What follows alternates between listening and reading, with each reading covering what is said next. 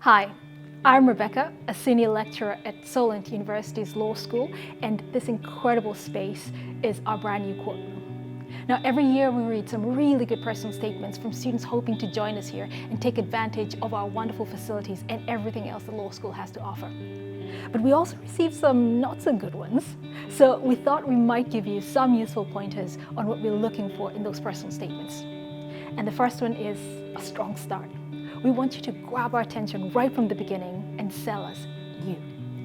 Remember, your personal statement is your one opportunity to stand out from the crowd and tell us who you are.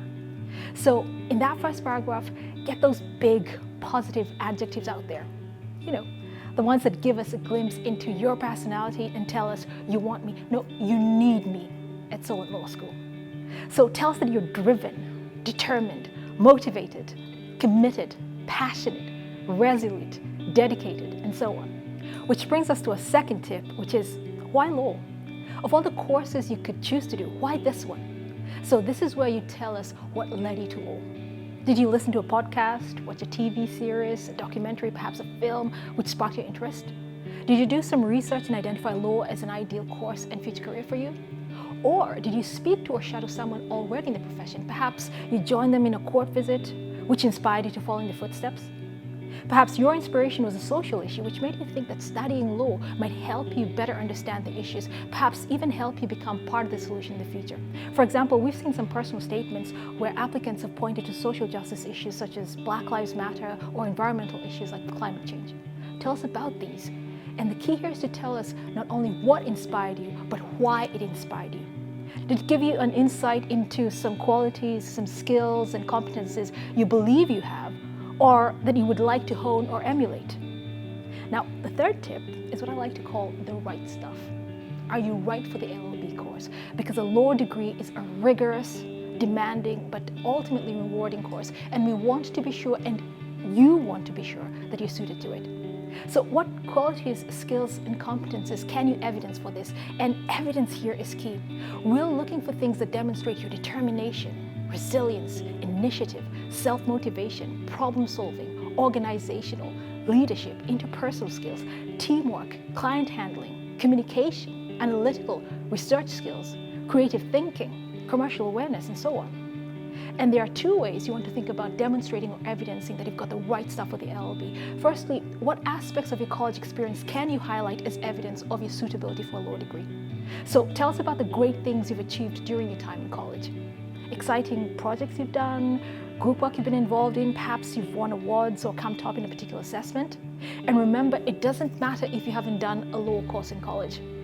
We've had students join us from psychology, biology, business studies, English, maths, music, politics, and so on.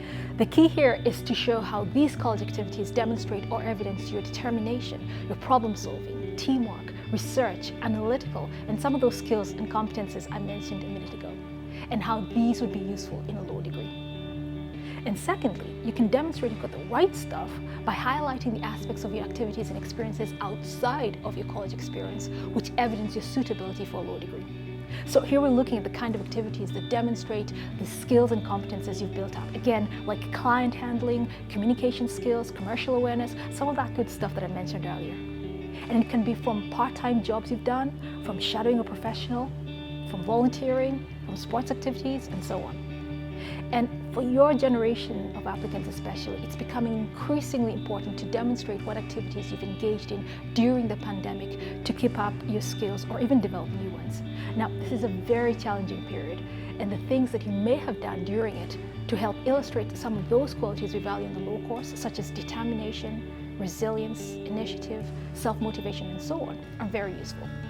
Some of you may have volunteered locally to support the range of pandemic-related activities that have cropped up during this period. If so, tell us about it. For some of you, the absence of outdoor activities was an opportunity to enroll for some online or virtual events like webinars, or follow legal websites, blogs, or podcasts like Legal Cheek, Law in Action from BBC Radio 4, the UK Supreme Court blog, and so on. And once again, mention why you think the skills and competences you've developed from these virtual events are useful for a law degree. And the final tip is a big finish. So round off your statement and make us want to roll out that red carpet for you and sign you up on the spot. And that means we're looking for a strong, positive concluding statement. And don't forget, presentation is everything. Remember that the care with which you present your personal statement, your grammar, your paragraphing, and so on, does tell us something about you. So that's it for our pointers on what we're looking for in personal statements. I hope you found it useful. Now, if you're considering studying law, please do think about studying it here with us and making use of this fantastic space. I certainly look forward to reading your personal statements.